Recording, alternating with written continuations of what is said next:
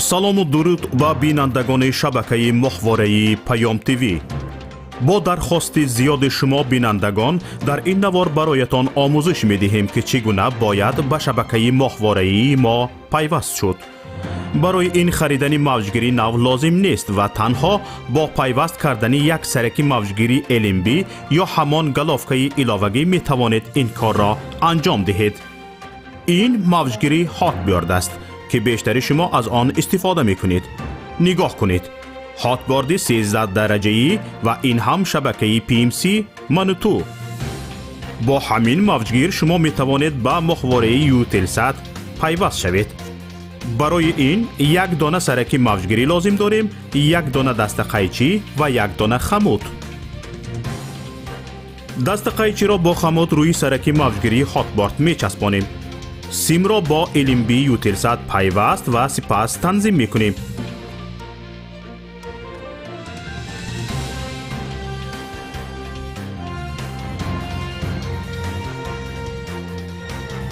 ин ҳам моҳвораи Eutelsat ва ин шабакаи Manitou ки дар аввалин мақом пайдо шуд ва ҳоло мо онро танзим мекунем.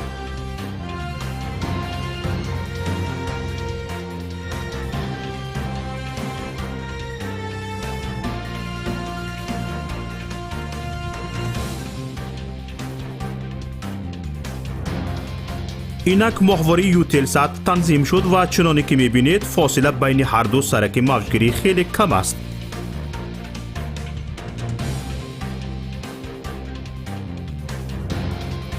акнун метавонед бо ҷустуҷӯ дар ин моҳвора шабакаи Паём ТВ-ро ҳам пайдо кунед. чуноне ки мушоҳида кардед, заҳмати зиёде сарф нашуд ва пайвастанаш ҳам бисёр осон аст. акнун ки ёд гирифтед, ҳар як аз шумо метавонед аз таҷрибаи пайвастан ба шабакаи мо як навор сабт намоед ва ба мо ирсол кунед. беҳтарин навор ба ҷои ин навори мо ҳамчун навори омӯзишӣ истифода хоҳад шуд. мо метавонем барои бехатарӣ садои шуморо иваз кунем. бо мо бошед ва барномаҳои Паём ТВ-ро пайгирӣ намоед. нишонии мо дар моҳвораи Eutelsat. моҳвора Eutelsat 7B، мавқеият 7 дараҷаи шарқӣ، фреконс 11262, суръати нишонӣ 27500, поляризатсия H FEC 5/6.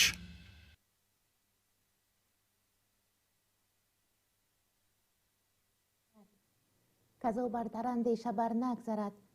خداوند نام و خداوند جای، خداوند بخشنده و رهنمای، خداوند کیهان و گردان سپهر، فروزنده ماه و ناهید و مهر.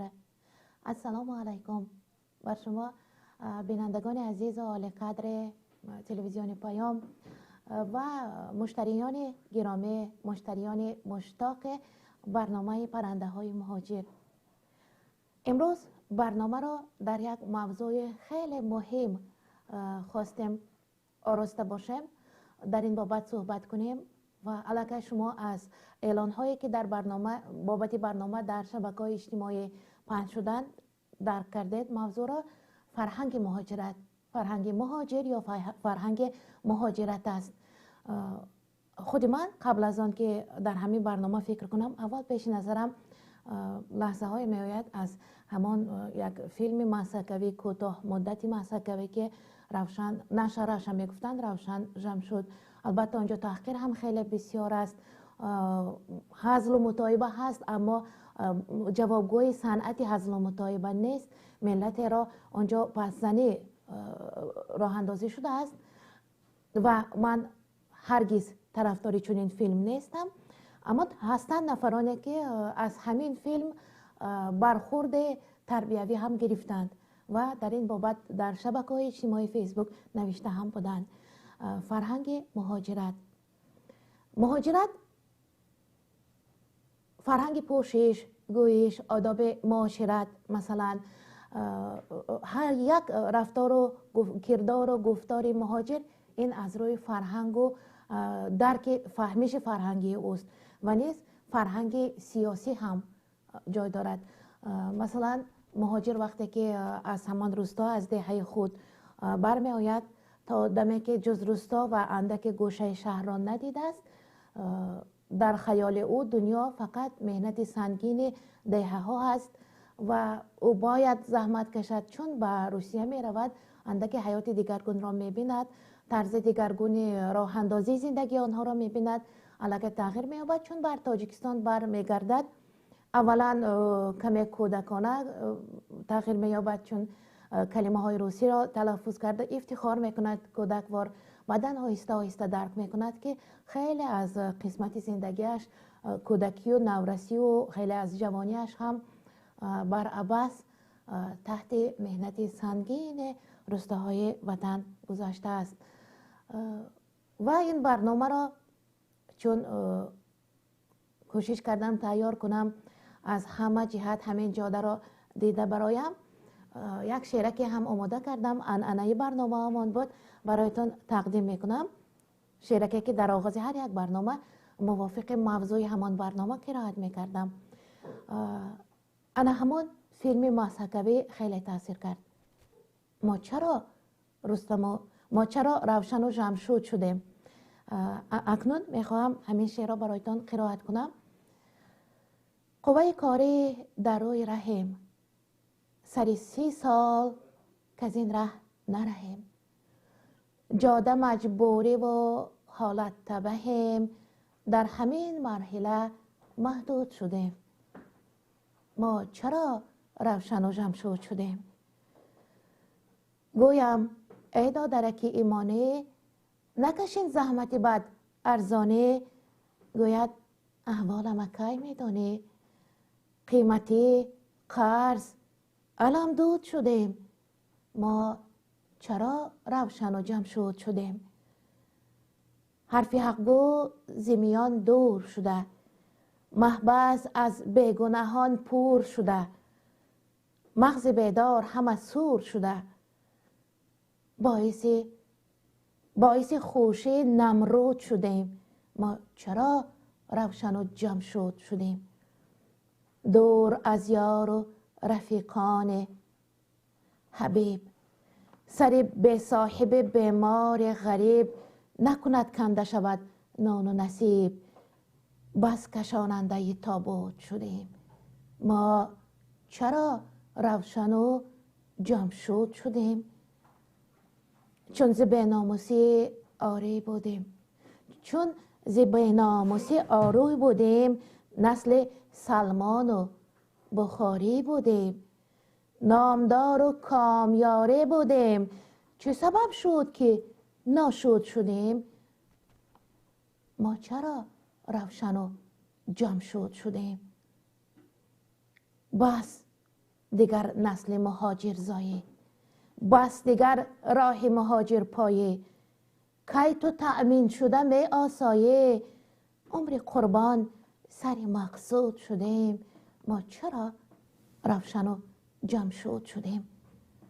سر برداشته ملت خم، خودشناسی کم و هویت کم، همه در ملک غریبی من هم، پیشه بردگی در مود شدیم. ما روشن و جمشید شدیم. در کجا رفت خطای یا رب؟ چی گذشت از من و مای یا رب؟ غیر تو نیست خدای یا رب. شاید این که گناه آلود شدیم. ما چرا روشن و جمشید شدیم؟ چرا؟ انا همین سوال را بر شنونده میخواهم دهم. چرا روشن و جمشید شدیم؟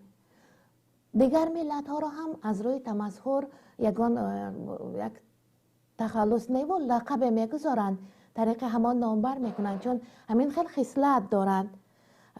اگر بر ملک ما هم از دیگر جای مثلا بیایند که فرهنگشان از ما خیلی فرق کند، تمدنشان خیلی از ما فرق کند، ما هم شاید همین گونه رفتارهای داشته باشیم. به هر حال مسلمان هستیم، تا این سطح نمیرسیم. اما تصور کنید از یگان دولت عقب مانده یا افریقا بر تاجیکستان مهاجران کاری بیایند و کار کنند. البته کاملا از ما فرق میکنند، چنانه ما در روسیه از ایشان خیلی فرق میکنیم. این این طرفی کار را هم باید اندیشیم. اما در روسیه تاجیکان چرا محض تاجیکان را روشن و جمشید گفته لقب گذاشتند، باعث تمسخر گرفتند؟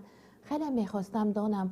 سبب خیلی بسیار است، به حد بسیار است و این سبب ها را یک یک اگر شنوندگان عزیز ما گفته میگذاشتند باز هم نورن الان نور میشد، باز هم بهتر میشد.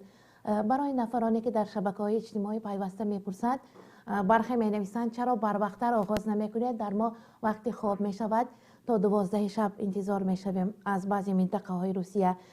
از وطن میپرسند کمی بر وقتتر آغاز کنید چون خواب آلوده می شویم بعد افطار. ما باشد انا در این کشور قبل از افطار 2 ساعت قبل از افطار آغاز کردیم، چون روزها چه صبح پایس میگویند ساعت در تمام دنیا یک خیل نیست. ما این همه را به نظر گرفتیم.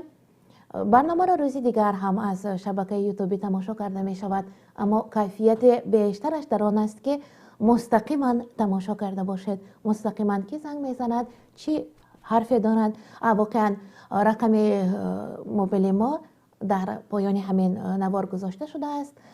طریق واتساپ زنگ زده می توانید فکر خود را در این بابت گویید. فرهنگ مهاجرت، چرا مهاجر روبرو می شود با مناسبت های غیر انسانی و تا دمی که شما آمادگی می گیرید تا زنگ زنید میخواستم برایتان یک حادثه را گفته گذارم. 2002 سال ها بود در سیبیر در کراسنویارسک. ما یک همسایه داشتیم، خیلی پیران سال بود، 80 زیاد عمر داشت و او در دین خود پایدار بود. یک چی میگویند دیندار بود، در دین خودش پایدار بود، نصرانی بود و همین زن پیرانسال، همین کمپیر در همسایگی که زندگی میکرد گاه گاهی برآمده صحبت میکردم، صحبت میکرد اما نه آنقدر نظر پسندانه بر ما نگاه میکرد. بار زمستان خیلی سرد آمد و آب یخ بست، در لوله های آب تروبه میگویند، آب یخ بست. من از همان زن برآمده پرسیدم که دیگر دسترسی بر آب از کجا باید؟ اون زن گفت که جنگل می روی، از آب می گذری، از دریای ینیسه می گذری جانب جنگل، خیلی راه می پیمایی، از کوپروک از پیراهن همش را فهماند و او با زبان خودش گفت که با زبان روسی یک درخت خیلی عظیم جسته هست، پایان همان کلمه کلوچ گفت، کلوچ همان جاست.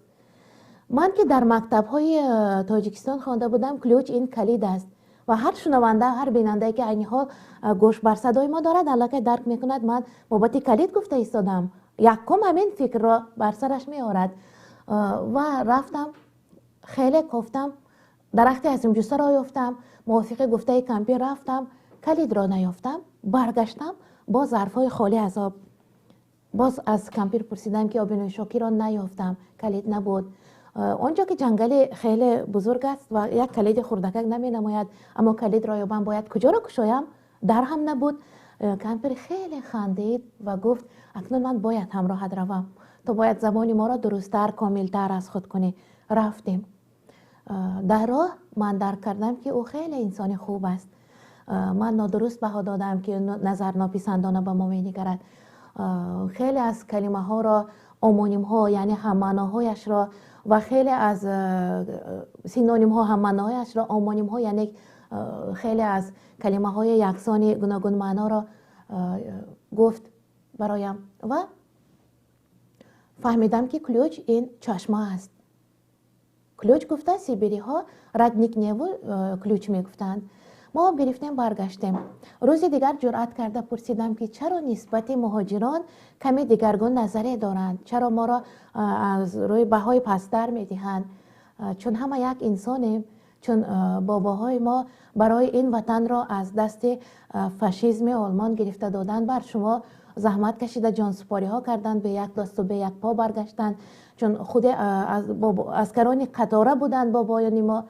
و اون پیرزن گفت درست است، درست است، اما اگر تو فرصت پیدا کنی همراه من به جای روی، من به تو شرح میدیم که چرا خود من بر مهاجران نظری دیگرگون دارم.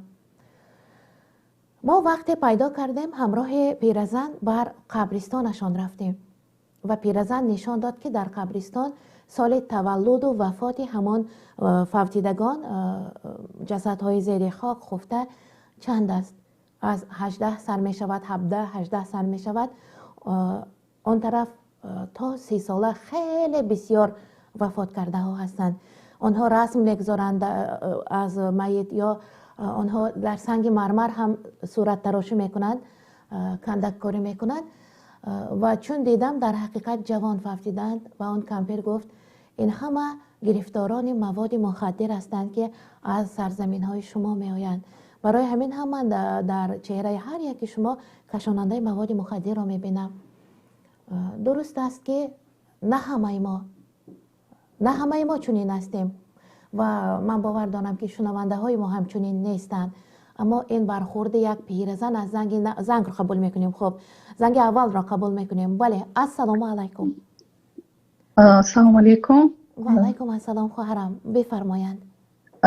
اولا سلام و درود خود را به همه شنوندگان برنامه پرنده های مهاجر میرسانم و بعدا تمام مهاجران و تمام مردم شریف تاجیکستان را برای رمضان تبریک میگویم و امید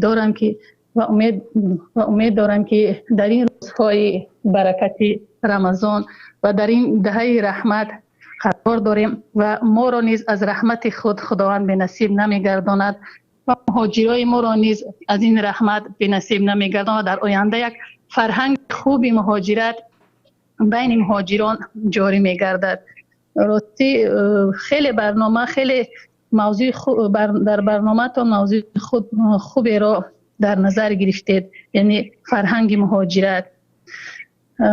فرهنگ مهاجرت این یک موضوع داغ است، چون که هر خانواده تاجیک از 1 تا 2 3 تا 4 مهاجر دارد و همه این برمیخورد به فرهنگ و همه این برمیخورد به مشکلات مهاجرت، که در مهاجرت یک انسان چگونه باید خودش را اداره کرده بتواند و چگونه به مردمی که در آنجا مهاجر شده است خودش را نشان داده بتواند و خار یا اینکه باعث تحقیر نگردد.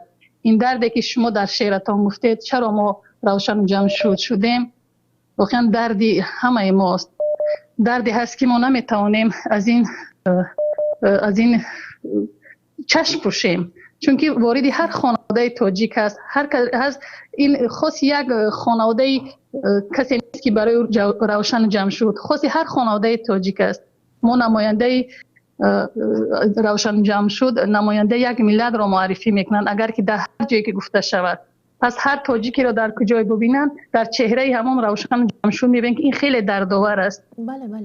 به همین خاطر این ما در طول 30 سال نمیدونم چی برنامه‌های مهاجرت مهنتی ما به نظر گرفتن، چی برنامه‌های داشتند. تا حال من ندیدم و نشنیدم که بالای مهاجری تاجیک یک کار کرده باشند. در دیگر کشورها دیده می شود که برای مهاجران برنامه‌های خاص دارند و برای مهاجرت یک برنامه خاصی دارن پیش از سفر کردن یا اینکه در مکتب‌ها تعلیم داده می شود که چگونه رفتار کرد و این چیز دیده نمی شود. خیلی مشکله.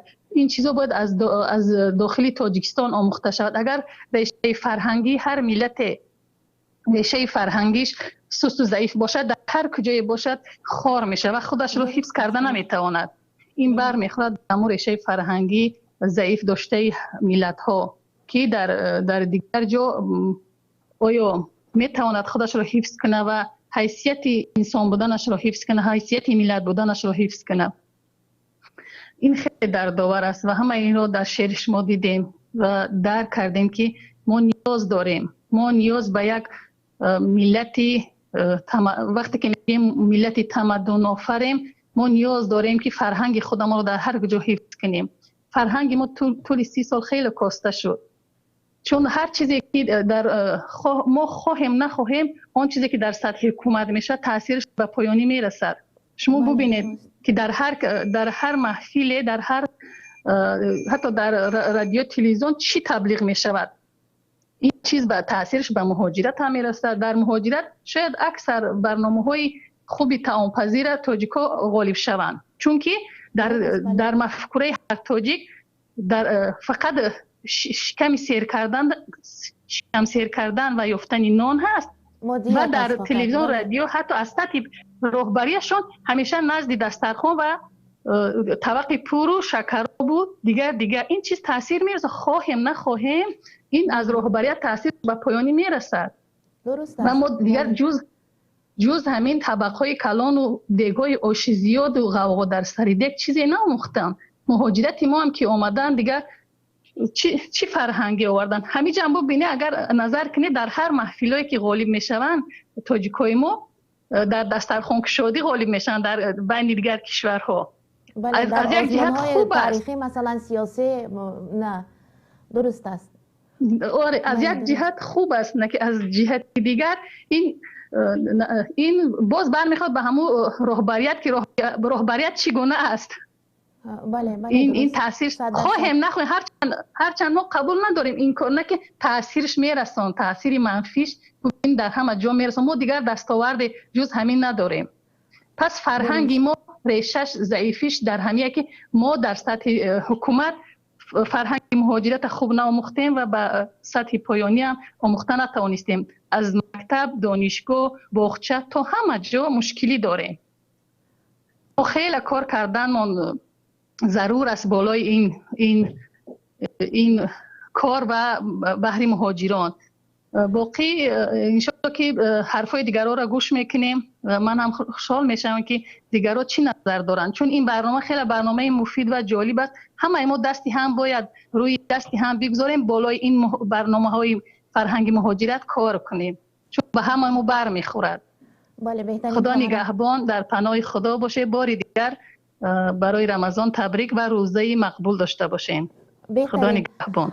بله، وقتی خواهر حرف میزدن به خاطرم اومد که سال آغاز در مهاجرت بودن هم در حقیقت بین ملت های زیاده تاجیکان در 3-4 تمام تیار کردهشان جایهای نمایان را اشغال کرده بودند. واقعا دسترخوان آراسته تاجیکان هم دیگرگونه بود. باز هم همان طعام های ملی بود، قروتاب بود، باز شکراب هم میگفتن در برخی جایها، البته بیالوچه بود، اما جایهای نمایان را گرفته بودند. واقعا من این جاده را فکر نکردم که در طعام پزی باید کدبانو باشد، اما نه فقط طعام. اینقدر شاعران بزرگ بسیار داشتیم و من فقط ابو اسحاق اطعمه را میدانم که درباره طعام شعر گفته، دوستدار همین سمت است. اما باقی مثلا عقیده های معرفت پرورانه احمدی دانش، مثلا در دوره احمدی دانش همان مکتب ها نه اونقدر پیش رفته بودند، اما عقیده معرفت پرورانه او خیلی یک سطح والای سمت معارف را روشن کرده بود، نمودار کرده بود. یا وقت بیرونی ما گلوبوس را کشف کرده بود. در روسیه یک تاریخ شناس بزرگ نوشته هنوز همان پادشاهانشان در داخل تغاره چوبی روی می شستند. بیرونی ما کره شکلی زمین را اثبات کرده گلوبوس آفریده بود. ما همان ملتیم. فراموش نکنید. زنگ دیگر را قبول میکنیم، بعداً باز صحبت را دوام میدیم. بله، السلام علیکم. علیکم السلام. برادری گرامی، رمضانتان فرخنده. دهه رحمت خداوند شما را فرا گرفته باشد و بفرمایند. من شمودم واقعا راستی باری اول در برنامه اشتراک میکنم. به نهایت خوشحال هستم که در این برنامه بهترین، در این برنامه پر از پند و پر از مهر و پر از صمیمیت اشتراک میکنم و پیش از هم اپای محترم با شما میnnتواری خود را بیان میکنم که به حد یک شیوه، به حد یک لفظی شیرین دارید که انسان را به سوی خود میکشد. تشکر. من فکر میکنم که اون مرد، اون شوهر شما کسی است که بهترین است و خوشبختترین است و کسی است که بگذار و مثل شما هم خیلی مادرها زیاد باشند و با شیوه خود، با لوس خود، با زبان شیرین خود دل همه مردها رو و دل همه تاجیکا و دل همه اون مهاجرانی که در مهاجرت قرار دارند اجزا به مثل شما باشند. و موضوع شما را من چون پیگیری کردم و فهمیدم که علاقه این راستی درست است. مهاجران در مهاجرت زیاد هستند و در بعضی برنامه ها میگویند که علاقه مهاجران بیسواد هستند، از جهت بیسوادیشان و سن بدیرت رسه و دیگر از تاجیکستان بیرون میشوند. و با این فکر درست نیست و این گپا من راضی نیستم، چون که نهایت زیاد انسان های هستند که نه از جهت مشکلی زندگی بلکه از جهت مشکلی خود وطن بسیارتر بیرون از وطن میشوند. اینش هم درست است. نه فقط جهت ماده را سپار میشوند به هجرت. درست است. بله از جهت معنوی، از جهت فشار آوردن و بسیار جهت های است که در متاسفانه در جمهوری تاجیکستان ما زیاد هستند این چنین. و همین خاطر نه همه مهاجران همون تلفظ، همون شیوه، همون گفتار و همون رفتاری که امروز علاقه موضوع برنامه شما هستند با این گونه شیوه گفتار و رفتار کرده میتوانند. درستی؟ بله. و سببگار اساسی اندک پستی فرهنگ مهاجران را در چی میبینید؟ مثلا شما کمتر گفته گذاشتید که سمت معارف خیلی جای دارد در اینجا. بله درست است. من خود زاده استقلالیت نیستم، ولی خود کوچکی کرده اگر گپ زنیم، من خود صنف یکمی را در دوره سالهای جنگ علاقه را سپار کردم. من فکر میکنم که این همون معارف است، همون مکتب است، همون تفکرسی ضعیفی ما است که امروز علاقه ما آن چیزی که میخواهیم علاقه اون چی را به دست آوردن میتونیم، برای که علاقه اون وقت اون مدت گذشت. من فکر میکنم سطح سست ضعیف معارف جمهوری تاجیکستان ما است که ما با این چیزا علاقه دشواری و تنفیسی میکشیم. در همه جایهای وقتی که ما سفر میکنیم علاقه ما این چیز تنفیسی میکشیم. ببین که در جمهوری تاجیکستان 3 یا 4 فکر میکنم زبان روسی را میآموزانند، ولیکن وقتی که فدراسیون روسیه میبینیم علاقه ما نهایت زیاد تنفیسی های بس و زیاد میکشیم، بلکه من خود در مهاجرت هستم. راستی من همین عذاب ها و همین دشواری ها را چند زیاد کشیدم. بله، یک خودی آموختن زبان روسی در مکتب هنوز کفایه نیست که روسی را بلد باشد. محیط روسی لازم است، محیطی که در اونجا روسی حرف میزند کودک. فرهنگ مثلا من همون علاقه همون گفتار و علاقه همون چی را علاقه به دیگران گفته و فهمانده نمیتونم. مقصد من این است. بله درست است. اما کاملا دانستن زبان روسی ولی نداشتن فرهنگ معاشرت و معاملات این هم یک دردگران است. اینجا در هم باید گفته گذاریم. درست گفتید. بله درست است گفت شما. همون زبان روسی را دانستن ما توسط فرهنگ ما به زبان روسی به دیگران، یا زبان روسی باشد خود زبان انگلیسی باشد، ما توسط زبان فرهنگ خود را به دیگران پیشنهاد میکنیم. به همین خاطر من خود زبان روسی را کم و بیش میدانم، لیکن توسط همین زبان علاقه با دیگران فرهنگ خود را با دیگران فهماندن و نشان دادن، معرفی کردن برای من بس و دشوارتر است. بله، آنچه هست معرفی کردن می شود، اما چون جهت فرهنگی خیلی در وطن عین حال کاسته است در تاجیکستان. بله. چون که امروز علاقه کم و بیش سین سال و جای رفت، علاقه بعضی چیزا را درک میکنیم. امروز من نیستم فکر میکنم دوره سالهای طلبگی مکتبی خودم رو، علاقه زیاد افسوس میخورم که در سالهای دوره طلبگی همون آموزگاران هم در بس و زیاد ما رو فند و فریب کردن به هر راه. وقتی خودشون رو گذراندن ما رو علاکه امروز به این روز آورده رسم میدن که ما علاکه از فرهنگ خود دور هستیم، زیاد دور هستیم. بله، درک بهترین باز هم همان فساد یعنی کروپسیا. امروز اول در راه علم پول کار میکردن، حالا در سایه علم پول کار میکنند. در نظر خیلی از آموزگاران عین حال طالب علم پول می نماید.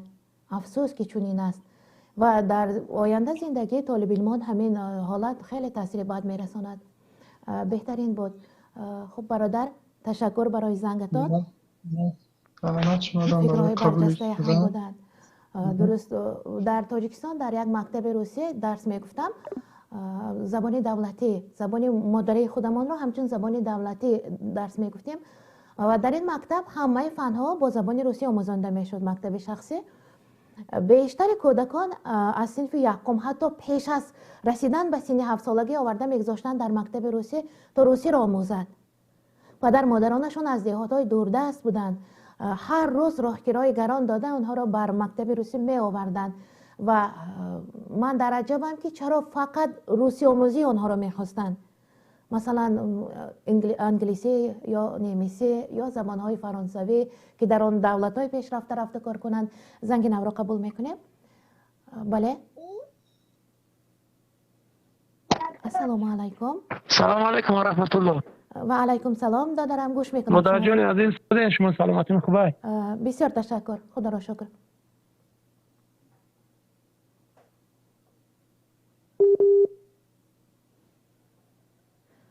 چه سبب شد که خاموش شدند یا در خط علاقه قرار دارند؟ بله. خب صحبت را ادامه میدهیم. با مکان نرسیدم که زیدل حرف زنند. هر کجا میگذرم حرف شکم میگذرد. کامل خواجه نکهت، این شاعر در 14 سالگیش همین بیت را گفته. خیلی بیت عالی است. غزل است که بیت از آن خیلی پسند است به من. شاید در زمان زندگی کامل خواجه نکهت هم با همین مشکلی دوچار شده بودند که مردم کاملا مادی بودند. فکرها، مغز چیزی را فکر میکند که جسم آماده همان است. مثلا انسان که خیلی میخواهد علم فرا گیرد کوشش میکند در همه سمت فعال باشد. انسانی که میخواهد خیلی لذیذ تناول کند، خورد همیشه در همین سمت فکر میکند. همین خیل. و با هم برنامه را خاطر رسان میکنم. پرنده های مهاجر موضوع برنامه را یعنی گفتنی بودم. موضوع برنامه امروزه ما فرهنگ مهاجرت است. فرهنگ مهاجرت. ما چرا روشن و جمشید شدیم؟ در روسیه بسیار وقت وا میخوریم بر حالت هایی که تاجیکان روسی را اگر دانند هم نهایت طرز تلفظ روسی در آنها گم است، قریب که نامعلوم است. سبب یکم در مکتب معلم زبان روسی نمیرسد. تاجیک زبان ها درس دادنشان، زبان روسی را تاجیک زبان ها درس دادنشان نه اونقدر درست است، چون که خود تاجیک زبان عیناً روس برین تلفظ کردنش امر محال است. خصوصا در همین حالتی که دانشکده ها را با دانشگاه زبان روسی را ختم کرده می آیند، خود معلمان هم اکسنت یعنی در گویش دارند، لکن در گویش با زبان غیر. و باز یک سمت دیگری مسئله این است که چون در مکتب نمی آموزد، کلانتر شده می آموزد، خواهد نخواهد و کاملا روسی بر این حرف زده نمی تواند. گپ در سری کاملا گفتن روسی هم نیست. گپ در سری آن است که چون با روزها مناسبت می کند، مثلا چرا باید آنها روزها نه همه را ناپسندانه نگاه می کنند، اما برخی را قریب که به سوالهایشان جواب نمی گویند. در روسیه بودم، بعضی ها را صحبت میکردم، این حرف را رد میکردن، میگفتند نه مردم خوب هستند، مناسبتشان هم خوب. خیلی از تاجیکان ما در روسیه همسران روس دارند و هیچ ناممکن است که آن را که نظر پسند نمیکند ازدواج کند با او. همسران روس دارند، فرزندان خوب تربیت کرده ایستادند، اما متاسفانه فرزندانشان از زبان خودشان واقف نیستند، آگاه نیستند از فرهنگ ملی تاجیکی خودشان، چون ملت اینها نباید روس باشد، چون ملت بر پدر سمت جانب پدر می‌نگرد. انا همین طور حتی تاجیکان هم چون رفتن به روسیه فرزندانشان بیشتر روسی حرف میزنند، در زبان خودشان با لکنت حرف میزنند. خب کمتر یک من چند باره که برنامه را دیگر سود تافتم، فرهنگ مهاجرت بود، برنامه موضوع فرهنگ مهاجرت بود. چون مهاجر به روسیه می رود، زندگی اندکی خوبتر را می بیند، مشاهده می شود که در تاجیکستان خودمان اکثر مردم دهات دیگر با کشتکاری و با زندگی با خب زنگ را قبول میکنیم کمتر مشغول می شوند. السلام علیکم. باز نفر کودک دارند. و علیکم السلام و رحمت الله. خب گوش میکنم شما را. مندرجه بله. عزیز شما برنامه شما تماشا میکنیم، میشه خسان شدیم مندرجه. من هم خرسندم، پیسان میاید به شما. خوب مفتنیم که خداوند همی برنامه شما را بازم عید زیادتر شود و صفی مخالفین، صفی مثلا مخلصای شما زیادتر شود. خب ما هم دعا میکنیم چون این باشد. ای داخل تاجیکستان زنده هستیم شما را. بهترین. پس سرعت اینترنت خوب است، شکر که بهترین است. چون از داخل وطن با ما در تماس شدن، بسیاری ها میگویند که کم از گرفته روز اسکچت کرده، میگویند کم گرفته بعد گوش میکنند برنامه را، کاملا نمیتوانند، مستقیما تماما نمیتوانند. خب ادامه میدهیم. معذرت میخواهم، ادامه میدهیم. صحبت درباره پیرزن میرفت که او نسبت مهاجرانی که از آسیای مرکزی، از آسیای میانه میروند نه اونقدر نگاه خوب داشت و همین پیرزن در آخر چیکار کرد؟ حالتهای بسیاری میشد که او کتابش را میبرآورد، انجیل میبرآورد و التماس میکرد خوانده دهم، خوانده میدادم، شرح میدادم و البته که هنگام شرح دادن من که نمیفهمیدم خیلی جمله هایش را، موافق نظر خودم شرح میدادم. در آخر وقتی که ما از روسیه برمیگشتیم کتابش رو به من برآورده داد و گفت دیگر لازم ندارد، او دیگر اندیشه دیگرگون دارد و خیلی گریسته بود هنگامی که از روسیه برمیگشتیم. اگر بر دلشان راه یابید، اگر درست همراهشان مناسبت و معاشرت برقرار کنید تا به درجه تاجیکان خودمان آنقدر در دوستی و رفاقت سخت و مستحکم پایدار نشوند هم، لیکن انسان خوب بوده میتوانند. در دنیا ملت گوناگون نه، در دنیا انسان های گوناگون وجود دارد و این فلسفه خیلی خوب است. خب لایک خود را درک ندارید تا که این نوار پهن شده باشد همگان تماشا کنند. واقعا درباره فرهنگ معاشرت گفتنی بودیم. ما همان نسل بخاری و سلمان فارس و ابو حنیفه و سینا و سعدی و حافظ و اینقدر بزرگان و متفکران و اینقدر شاعر و ادیب و نویسنده های بسیار هستیم که معلم ادبیاتمان در مکتب گفته بودن اگر به تمام ملت های دنیا، خلق نه ملت های دنیا ما 100 نفری شاعر هدیه کنیم برای خودمان از آنها بیشتر میماند چندین کرد. ما نسل اینقدر بزرگواران هستیم، اما چه سبب شده که امروز با چنین حالت گرفتار شده ایم که از ما هویت ملی خود را، خودشناسی ملی خودمان را گم کردیم. هویت چیست؟ آگاهی از نسل و نسب پدرمان، پدر بزرگمان، بابا کلانهایمان ما کم آگاه هستیم. ما خیلی از گنجینه های پرقیمتی ملت خود را فراموش کرده ایم، یا در خاطر نداریم فراموش کردیم، یا عموما آگاه نبودیم. چون حضرت پیامبر درود بر روانشان دست بر شانه سلمان فارسی گذاشتند، گفتند اگر علم روزه بر ثریا میرسد به شبهه فرزندان فارسند که بر آن دسترسی پیدا میکنند. چقدر ملت ما را بلند بها دادند، مرتبه بلنده بر ملت ما دادند، اما ما آگاه نیستیم از این بزرگی های خود. آگاه که نیستیم، هویت که نداریم و خودشناسی ملی که نداریم، دچار می آییم به چنین حالت ها. جهت فرهنگ اقتصادی حرفی را گفتنی بودم، اینجا از دین و ادبیات کمتر فراتر آمده فرهنگ اقتصادی را پای میزنیم. دامنی فرهنگ اقتصادی را کار کننده بر کارده مراجعت میکند، معاش معینی را وعده میکند، کار میکند. خیلی ها ماها حتی سالها معاش نمیگیرند. وقتی شکایت میکند شرطنامه ندارند با کاردهنده. شکایت میکند هر اداره دخلدار حقوقی اول شرطنامه میپرسد، اول دلیل میپرسد کجا امضایی که او وعده داد که اینقدر معاش میدهد و هر ماه در وقتش میدهد نیست. یک دو مراتب داده است، مهاجر فریفته شده است به همان معاش اندک، یا معاش اندک است البته، چون که خود روزها بر همین معاش کار وزنین را اجرا نمی کنند هرگز. و همین طریق خیلی از مهاجران بر کمک حقوقی محتاج می شوند، چون که فرهنگ اقتصادی، فرهنگ حقوقی خود را هم واقف نیستند، یعنی خبردار نیستند.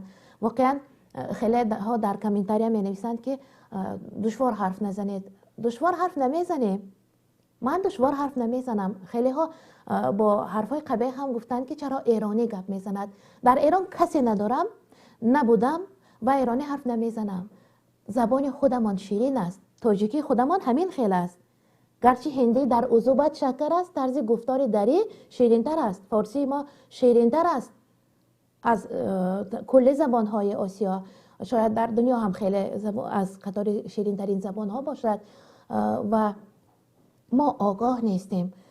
زبان ما خیلی آمیخته شده رفت. ببینید در همان افغانستان جنگ زده، افغانستانی که نه مکتب درست نه شرایط درستی درس دارد، افغانستانی که پیوسته میشنویم کدام یک مؤسسه تعلیمیش را کدام یک نهاد جنگجو ترکانیده است، اما یک مردم عادیه که همان افغانی شاید نورسی داشته باشد که خزینه لغوی زبانش از من دیده 10 مراتب غنیتر است، بالاتر است. ما اینقدر از فرهنگ گویش شیرین خودمان خفا ماندیم، پس ماندیم. حتی همان یک بیشتری دهاتیان از زبان روسی آنقدر برخوردار نباشند هم با زبان تاجیکی مادری خودشان آنچه در دلشان هست افشا کرده نمیتواند، نمیرسد، در مغزشان کلمه نمیرسد. در شهر کو تماما شهری ها گمان میکنند که اگر در گفتارشان روسی آمیخته کنند مدنیت را نشان میدهد. نه، بیسوادی را نشان میدهد. این بیسوادی ماست که در خزینه لغوی مغز سرمان از زبان مادری خودمان کلمه نورسایی دارد و ما از زبانهای غیر آمیخته کرده حرف میزنیم. خب فرهنگ معاشرت، فرهنگ مهاجرت، بله معاشرت هم هست. واقعا در روسیه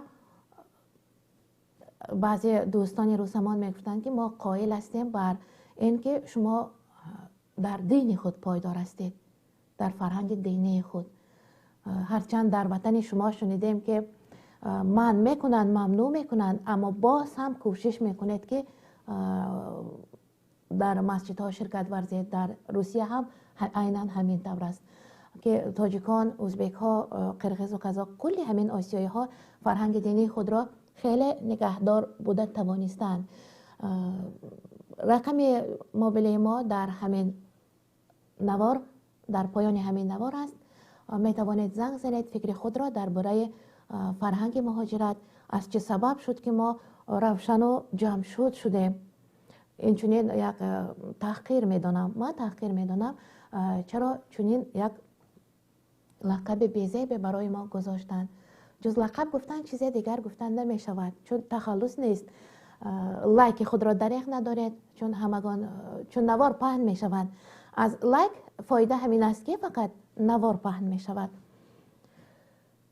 واقعا درباره احمد دانش یک جمله گفته گذاشتم. عقیده معرفت پرورانه او کتاب نوشته در این باره. او در فرانسه بود با ادلینا پاتی در آنجا واخورده بود. در خاطر دارد پاتی پارژیان سر قد زهره جبین در تبسم سوی دامن ز دهن گل میریخت.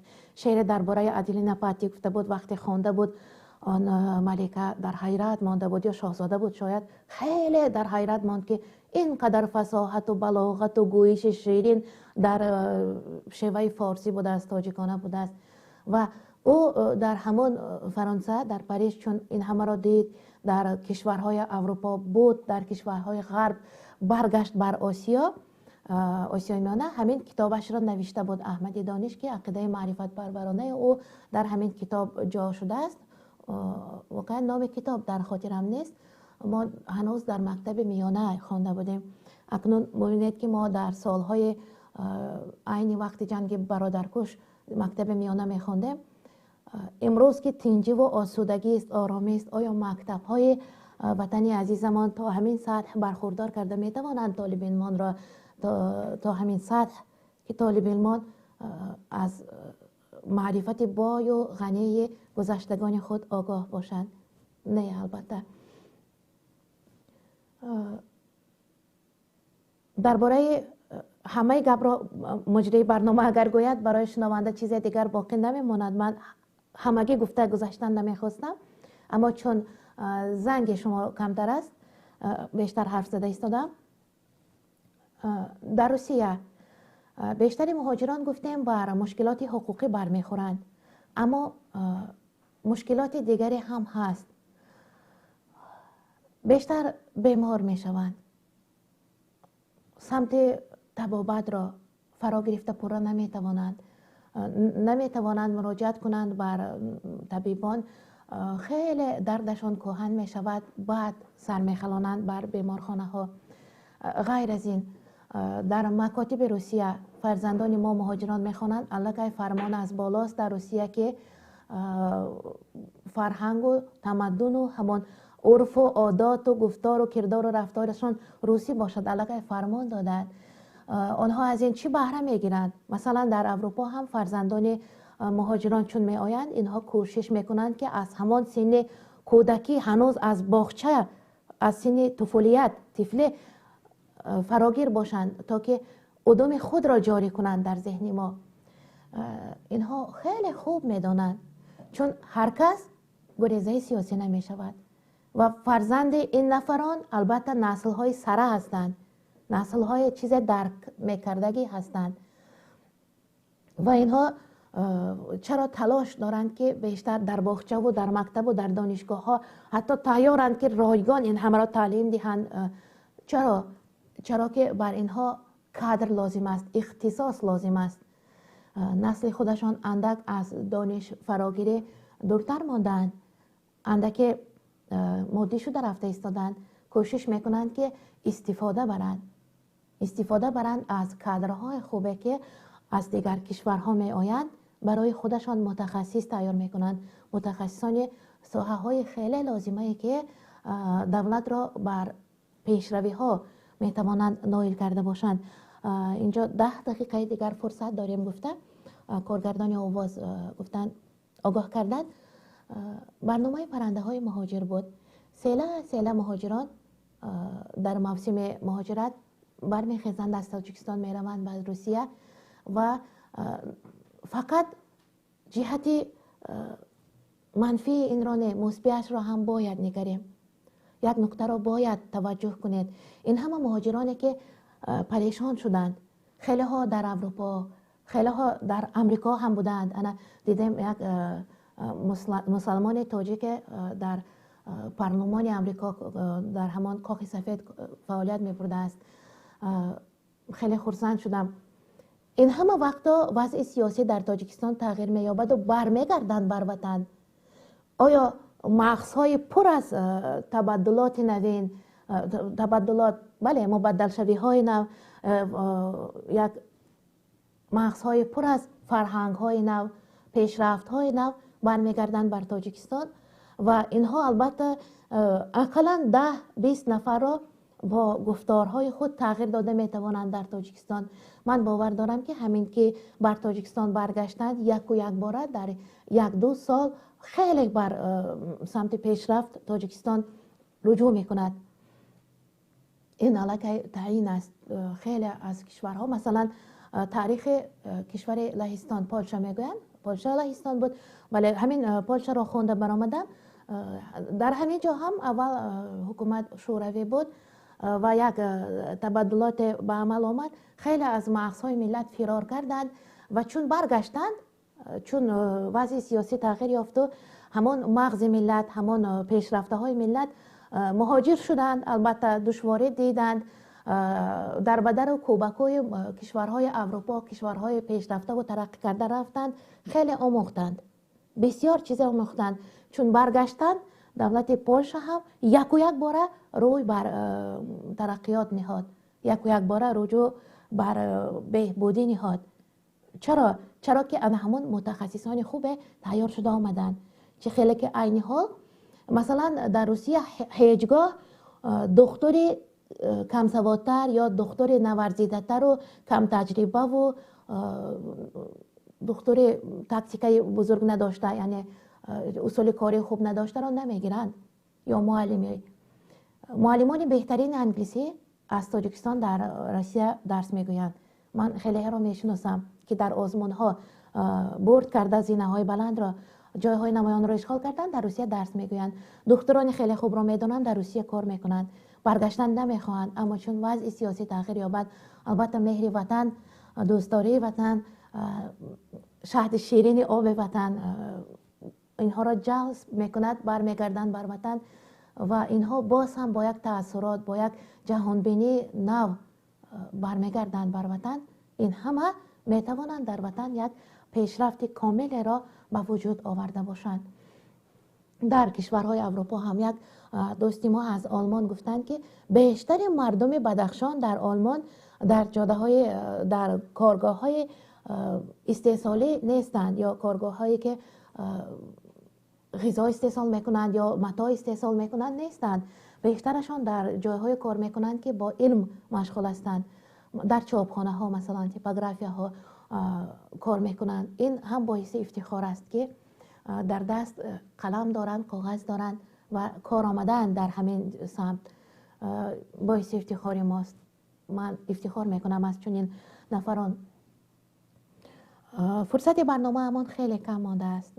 شاید شنونده عزیزی ما نه آنقدر پسندیدند که در تماس نشدن. عجیب این که وقت برنامه موضوع دارد که در آن یگان سمت سیاسی را پیش گرفتیم، پای وسط زنگ میزنند. در خاطر دارد جایگاهی که الان گفتیم عزت امان گفته زنگ باران برین بود یا دیگر حقوق مهاجر گفتیم، اما وقتی گپ درباره فرهنگ می رود کم زنگ میزنند. انا همین زنگ علاقه از آن میگوید که ما نه اونقدر درک بزرگ در همین سمت داریم، اما خیلی مهم است. این سمت خیلی بزرگ است. اینجا در واقعا در رفت برنامه یک دیگر گونه هم وارد کردیم که باید عین حال برای شما فرصت یک لحظه رکلام باشد. چرا؟ چون همگان پیوسته میپرسند چرا برنامه های مستقیمتان کم است، هفته 2 مرتبه صدا نمیدهد. اگر تلویزیون ما فعالیتش را کاملا راه اندازی کند، ما همیشه با شما خواهیم بود. سر هر لحظه و ثانیه، شب و روز در خدمت شما خواهیم بود. و اینک رکلام تلویزیون پیام. مرحمت. سلام و درود با بینندگان شبکه ماهواره پیام تیوی. با درخواست زیاد شما بینندگان در این نوار برایتان آموزش می دهیم که چگونه باید به شبکه ماهواره ما پیوست شد. برای این خریدن موجگیری نو لازم نیست و تنها با پیوست کردن یک سرک موجگیری LMB یا همان گلافکه علاوگی می توانید این کار را انجام دهید.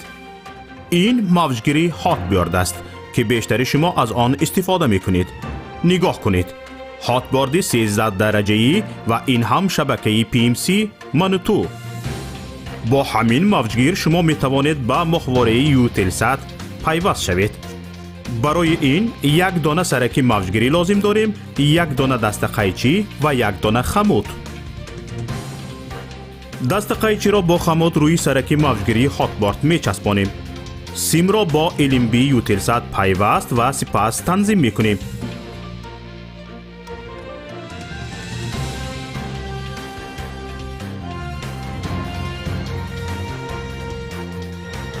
این هم محوره یوتلسات و این شبکه مانوتو که در اولین مقام پیدا شد و حالا ما آن را تنظیم میکنیم.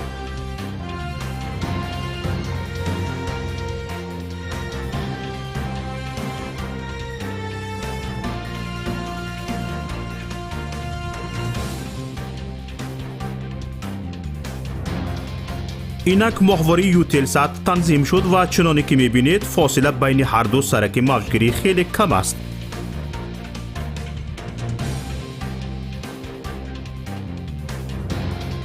اکنون میتوانید با جستجو در این محوره شبکه پیام تیوی را هم پیدا کنید. چنانی که مشاهده کردید زحمت زیاد صرف نشد و پیوستنش هم بسیار آسان است. اکنون که یاد گرفتید، هر یک از شما می توانید از تجربه پیوستن به شبکه ما یک نوار ثبت نمایید و به ما ارسال کنید. بهترین نوار به جای این نوار ما همچون نوار آموزشی استفاده خواهد شد. ما می توانیم برای بی‌خطری صدای شما را عوض کنیم. با ما باشید و برنامه‌های پیام تیوی را پیگیری نمایید. نشانی ما در محوره یوتلسات: محوره یوتلسات 7B، موقعیت 7 درجه شرقی، فرکانس 11262، سرعت نشانی 27500، پولاریزاسیا H FEC 5:6.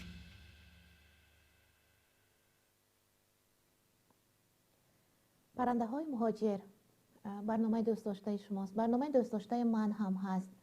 من در همین برنامه خود را پیدا کردم. میدونید چه خیلی برنامه بسیاری بود. در تاجیکستان هم برنامه های بسیاری، بیشتری من اینتלקتوالی می بردم. سوال و جواب های شوق‌آور بود، شو و برنامه ها بودند. اما همین برنامه چه خیلی به خود جذب میکنه. میخوام بیشتر همین برنامه را معرفی کنم بر همگان. زنگ قبول میکنید؟ مرحبا. الو. السلام علیکم. بله برادر هستند. سلام علیکم. و علیکم سلام. گوش میکنم شما را. موضوع اویدی فرهنگ بود. بله بله فرهنگ مهاجرت. چی می‌خواستم بگم، در روسیه گرچند فرهنگ ما بلند باشد، زبان روسی رو گرچند بهتر از روس‌ها دونه، تا اون دمی که سیاست درست در کشور وجود ندارد، هیچگاه ما رو قدر نمیکنیم. و شما نگرید که تقریبا 80% توجیک‌ها روسی رو گپ میزنن به قدر امکان. ملت‌های هستن که عموما روسی گپ زدن نمیتونن، با مانند کیتایس‌ها و دیگر، اما اونها رو کسی جمشید روشن نمیگوید. بله. این خیلی جای تاسف است. ولی چیکار کنیم که به ما این خیلی ظالم، این خیلی وقتی که حاکم بی‌سواد شد، ملت خود به قدر می شود. این یعنی فکر عقیده من است. گرچند حاضر علم های ما هم کم نیستند در روسیه، در تمام دنیا. اگر این علم هایی که ما داریم اگر از ملت دیگر میشد، مثال میگیریم از ارمنی و از آذری و دیگر میشد، کسی رو قبض نمی‌کنه. بله خیلی جایزه ها را ثابت میشد. بله به همین حال این وابسته از سیاست نادرست پلیدانه یک شخص است که 9 میلیون تحقیر می شود.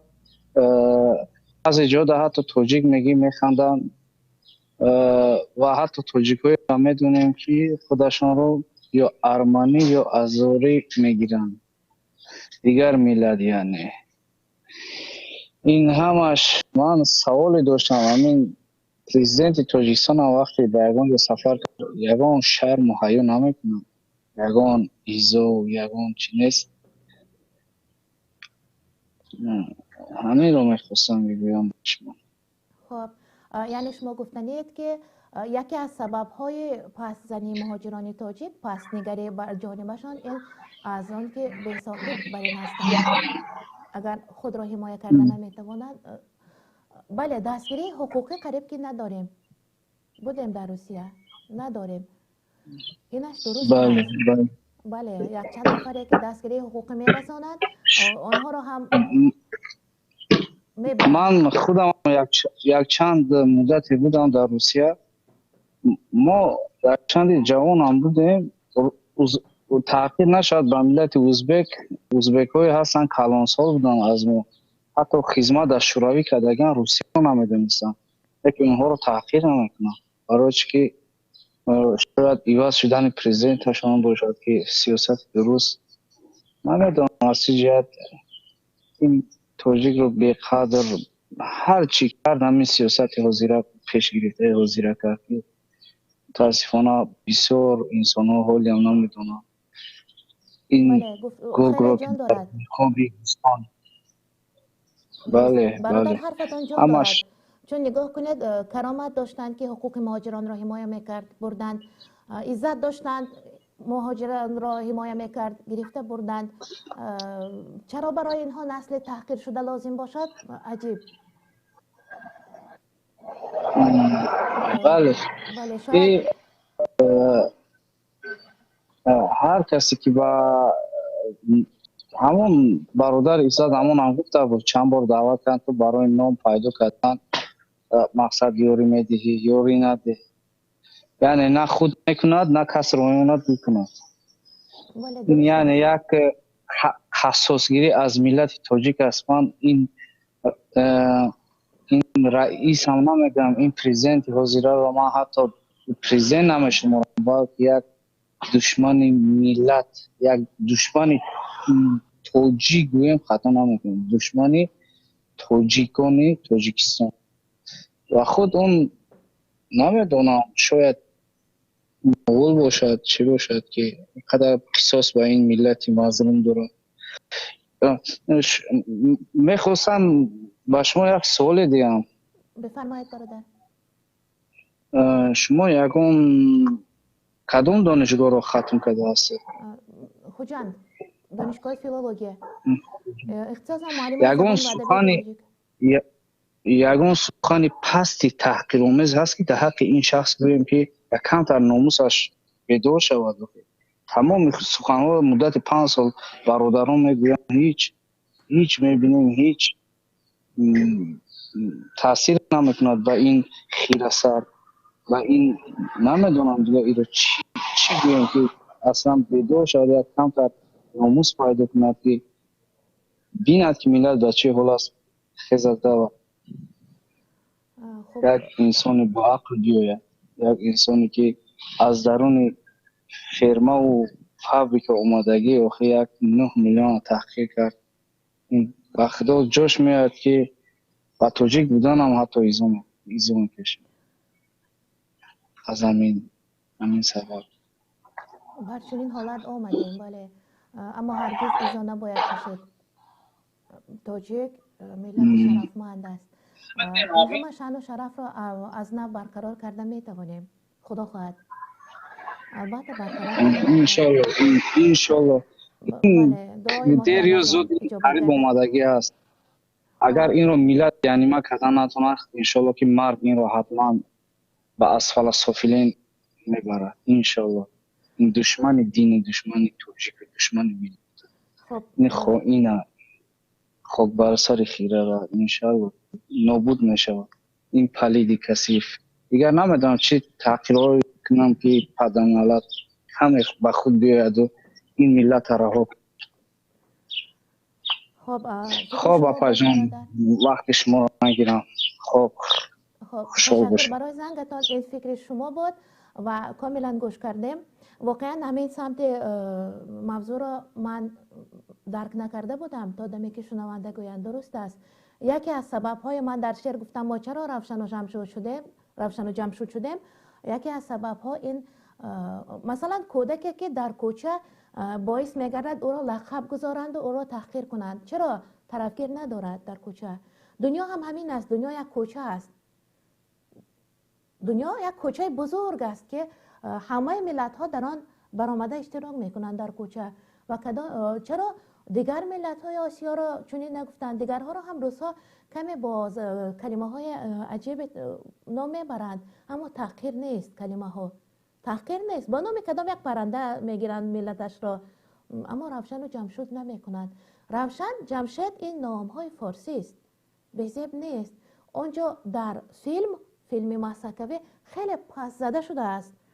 نخواد زنگ میزنند تا درجه به سواد به فرهنگ نشان دادن، زنگ را قبول میکنیم. خب الو،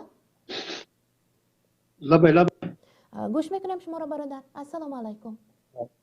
و علیکم السلام. ببخشید در موضوع این روزا یک روشنی میداخته. فرهنگ مهاجرت بود. فرهنگ مهاجرت چه سبب شد که ما روشن و جمشید شدیم؟ دیدید این فیلم را؟ یک فیلم ماسکوی کردند، خندیدند. عجیب این که خودی تاجیکان هم تماشا کرده خندیدند، اما باعث خنده نبود. من در حقیقت این نوار نگاه کردگی نیستم این فیلم هایو، لیکن سبب چی شد که ما مهاجرت شدیم؟ خب درست می؟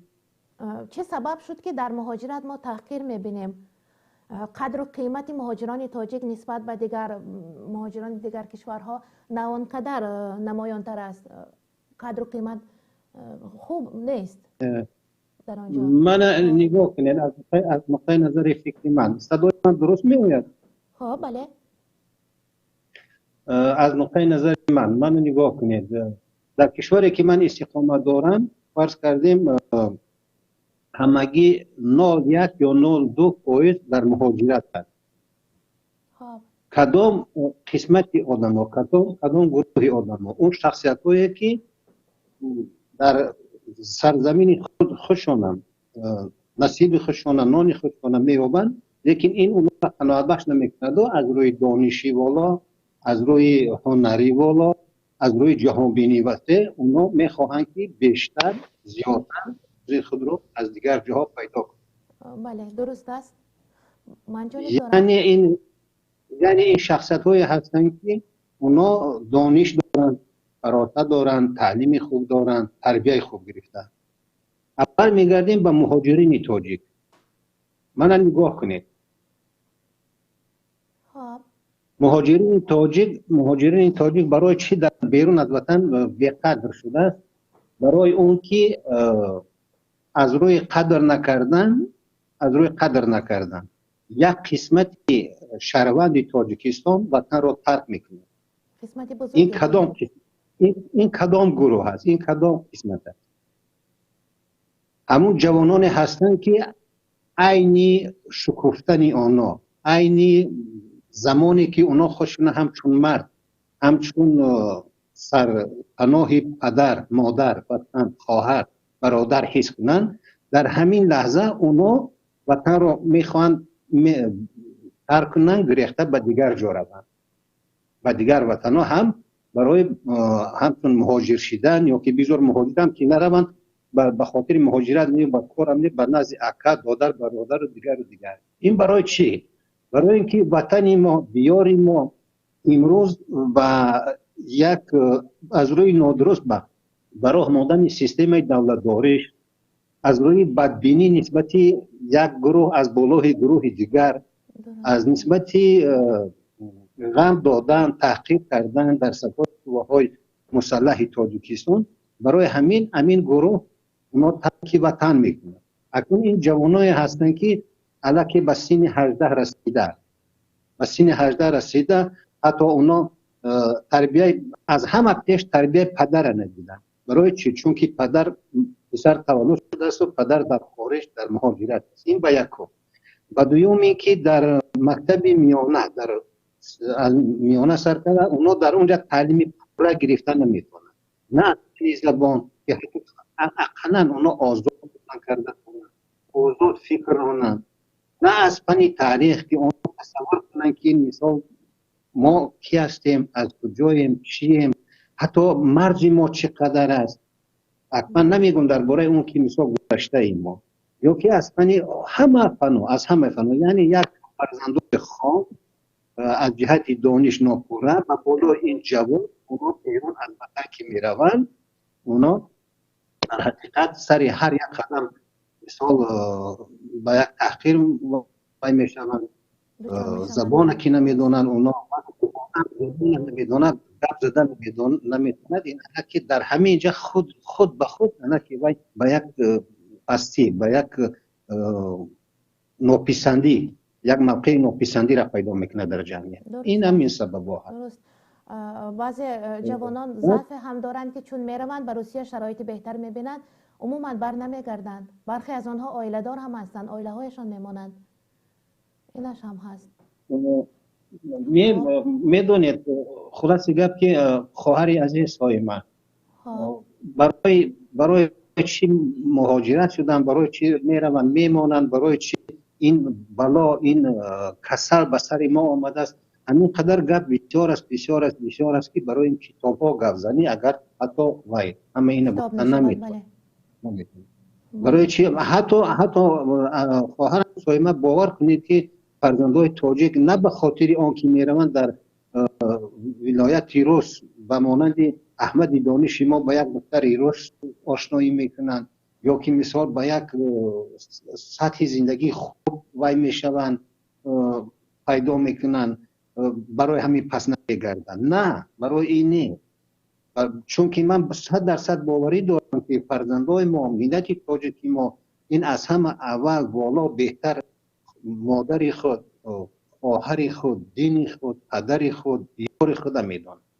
لیکن سبب اساسی برنگشتن فرزندای جوان برای چی است؟ به وطن که در وطن اونا زیر تحقیر است، درسته، زیر ناپسندی هستند.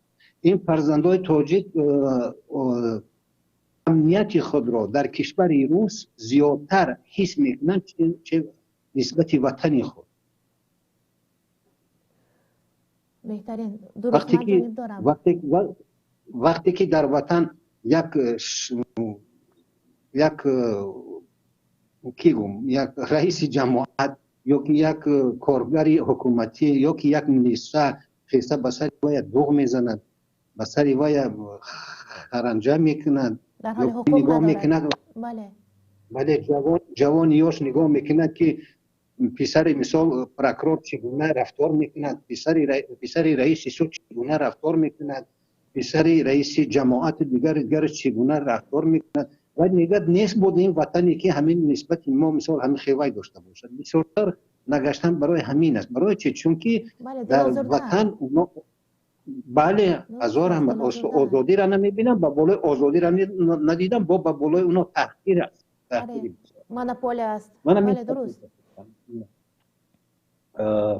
فکری من همین. اگر سوالا با نسبت من باشند مرحمت من بله برادر وقت شما حرف میزدید موافق با معنای گفته هایتان خبری به خاطرم رسید که علاقه سیله مهاجران تاجیک را که گفتن در آنجا غیر قانونی فعالیت دارند دیپارتاسیون یعنی رانده ایستادند از روسیه. اما فقط مهاجران تاجیک نه، آنجا ازبک ها بودند، ارمن ها، قزاق و قرغیز ها هم بودند، آنها را نرانده ایستادند. در ازبکستان روزی گذشته علاقه با فرمان رئیس جمهورش همه کمیته محله خانه ها، جماعت ها، کمیته جماعت ها همه آنها علاقه وظیفه دار شدند که بین مردم اعلان کنند نفرانی که به روسیه با نام گوناگون رفتند و یک نام در آنجا باقی مانده اینها همه باید خبردار کنند تا دانیم که ها غیر قانونی آنجا حضور دارند، پیش راه دیپارتاسیون را گیریم. کار کرده ایستادند. از ما یگان خبری هم نیست. از ما آرامانه یک سیلای پرنده برین های کرده رفته ایستادند. درست گفتید. از ما چی خبر میشن؟ بهترین گفته ها بود. هرچی گفتید درست است. امروز من شما صاحبی وطن مدارایی که امروز هستن و من گوش میکنن شما را گوش میکنن باید بدانن که ما در دوام 30 سال حکمرانی این بابای ملت ما دولت داری نداریم. ما یک دولت را در یک سیمای لختک بازی کودکانه وای آورده است. برای همین البته از پشت ما کی گم میزند، از پشت مرد تاجیک کی گم میزند و اینا در قصه نه در قصه مهاجرن نه در قصه شهروندی وطنن. فقط اینا چیکار میکنن؟ سحر امین از خواب خسته اگر بسم الله گویم بخیر، یکی از همین خواب خسته تا بگه چیکار کنم، از گجا یک نامه حرام یافته جیبم بزنم. بله. از گجا یک کاری کنم، از گجا کاری کنم که یک کس را تحقیر کرده، یک کس را تهمت کرده، یک کس به یک راه فریب من یک کاری کنم که یک چیز بیار آورده جیبم بزنم. از یک طرف پیش فکر کنی اگر اپای سایمه این همون ولیسه هایی که اصلا و یا هم گناهگار نیستن یا که همون کاتبا و مثلا شهروندای مسئول دولتی اصلا و یا هم گناهگار نیستن، برای اونا همین محیط دولت پیشنهاد کرده است. درست.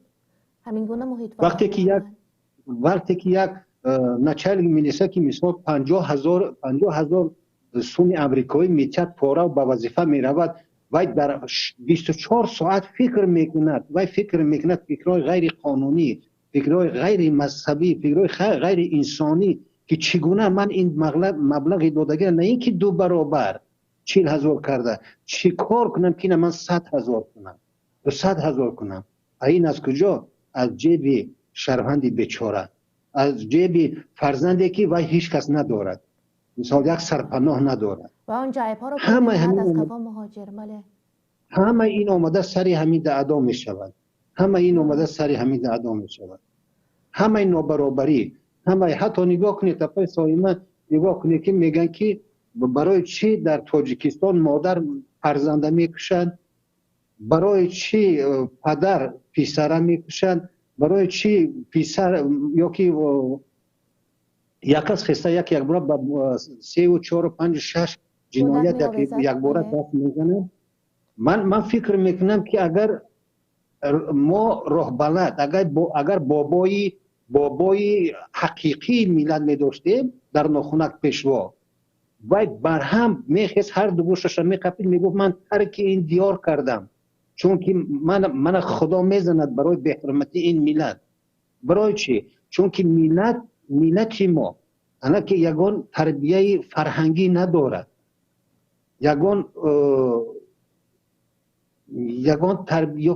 امید شرعی ندارد باید تنها همین قدر خراب فرهنگ دینی است. بله اینش هم کاسته است در ملت. درست. نه باید با خودکشی روی آوردن این است نرسیدن فرهنگ دینیشان است که این هم بله. درست کاسته است. شما تصور کنید اپا جان، تصور کنید که چگونه مادر یک فرزندش میکشد، دویمش میکشد، سیومش میکشد، حتی حس نمیکند و دیگر من کردن نمیکند. برای چی؟ که یگان امید ندارد. درست. ناامید شیطان میگویند. بله ناامیدی است وادار میکند. ناامیدی منی حتی اسلام نگاه کنید، اسلام صدای من خوب میبید؟ بله. حتی نگاه کنید وقتی که ما از نظر اسلام دیدیم حساب فیلسوفای بزرگی فارس مولانا جلال الدین رومی نگاه کنید چه خیلی دعوت میکند به اسلام که اگر میگه گر کافر گبر بت پرستی باز آی، این درگاه ما درگاه نومیدی نیست، 100 بار اگر توبه شکستی باز. بله.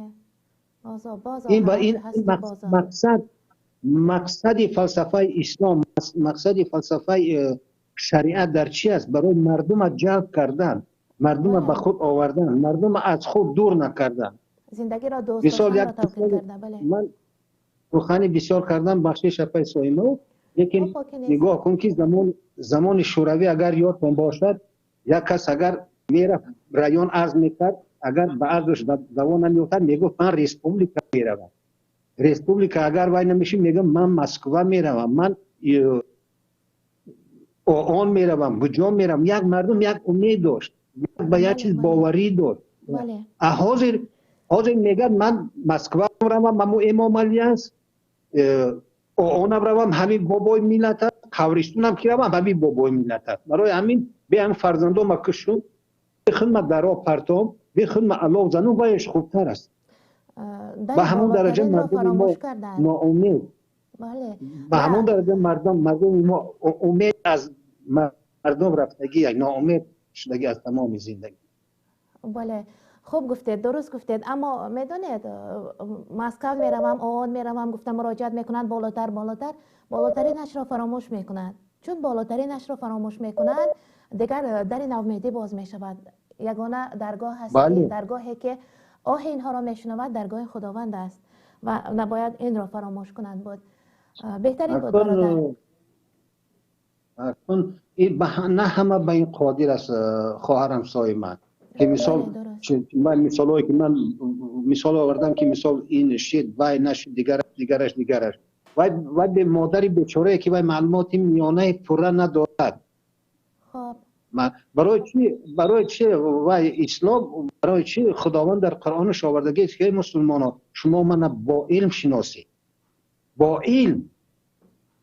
تا چندی که آدم اگر علمش زیاد باشد همونقدر به ذات پاک خداوند نزدیک می شود و او را به پرگی می شناسد، بزرگی و یا توانایی و یا مهربانی و یا نزدیکتر و خوبتر می شناسد. اما مادری که حتی معلومات میانه ندارد یا که فرزندی که حتی معلومات تکنیکی ندارد، وقتی که اینجا میره کارش بود نشد، در اونجا بود نشد، دیگر بود نشد و دیگر فکر خداوند از یادش میبرد یا که به یادش هم نمیآید. بس میگه من به همین دست به آدم کشتن، به تجاوز و به دیگر روم همین قطعی خلاص شوم. همه بدبختی ها همین است خواهر یازی، همه بدبختی ها همین است. بله بهترین. من بخیرم وقتی برنامه شما را بیشتر گرفتم. باکی نیست، حرفای جانب بودند، پرتاثیر بودند، بابت موضوع بودند. باشد که فرصت برنامه درازتر شود. بهترین بود و برای زنگتون تشکر برادر گرامی. خدا شما را نگهبان بود. شبتون خوش. بسیار تشکر. خب شام شما هم خوش باشد. در ما شامگاه هست، عین حال فرا رسیده ایستاده است شام. بینندگان گرامی قدر، شنوندگان گرامی، بر مشتریان و مخلصان همین برنامه یک جهان تشکر میگویم. یک دنیا نداره میکنم که با ما هستید، گوش میکنید برنامه های من را. من در عجبم، چرا میدونید تا حال همین هفتم یا هشتم برنامه است که پیوسته فقط نفران زنگ میزنند که جوان نیستند، جوانان حرف نمیزنند. چرا میدونید؟ باز هم گپ در سر فرهنگ گفتار میرود، خزینه نمیرسد که آنچه دارند گویند. زنگ دیگر را قبول کنیم. آخرین زنگ بگذار مرحمت. گفتم جوانان زنگ نمیزنند، کودکان. مرحمت. السلام علیکم. السلام علیکم. و علیکم سلام برادر، گوش میکنیم شما را. صایمه عزیز سلامت باشید، سربلند باشید. بسیار یک زن صالح هستید. از شما منت هستم. من از شهر روسیه زنگ میزنم بر شما. مهاجران و فرهنگ مهاجران گفتنی هستم که مهاجران ما در شهر روسیه بسیار یک فرهنگ خوب دارند. خیلی جامعه از کمبودی نیست. بچه های هستند که خیلی فرهنگی پست هم دارند، لیکن اکثر بچه ها را ملاحظه میکنیم که با یک فرهنگ تاجیکی خوب، با یک رفتارهای نمونوی در روسیه نمونه هستند و به همه این مهاجران گفتنی هستم که در این روزهای مبارک، در این روزهای رمضانی سرسبز و سربلند باشند و خود را همه وقت در این شهرهای مسافرت شخصهای نمونوی نشان دهند و فرهنگ قدیمی ملی تاجیکی خود را در کجای نباشند نشان داده توانند. بله بهترین. هرچند زنگ آخر بود اما زنگ گفتار خلاصه بهترین بود. تشکر. بله شما گفتید فرهنگ خوبه هم داشته ها هستند. آنی حال بابا نظر و گفته بودن 60 نفر صاحبکاران موفق فقط موافقشان صاحبکاران در روسیه سرجم آمده مجلس کرده بودند همراهشان. ببینید 60 نفر صاحبکار موفق، حالا نو صاحبکار شده ها هم هستند، حالا ریجه صاحبکاری کشیده ایستاده ها هم هستند، شاید الگی اونها هم موفقند. 60 نفر صاحبکار داشتن، این الگی یک پیشرفت کامل است.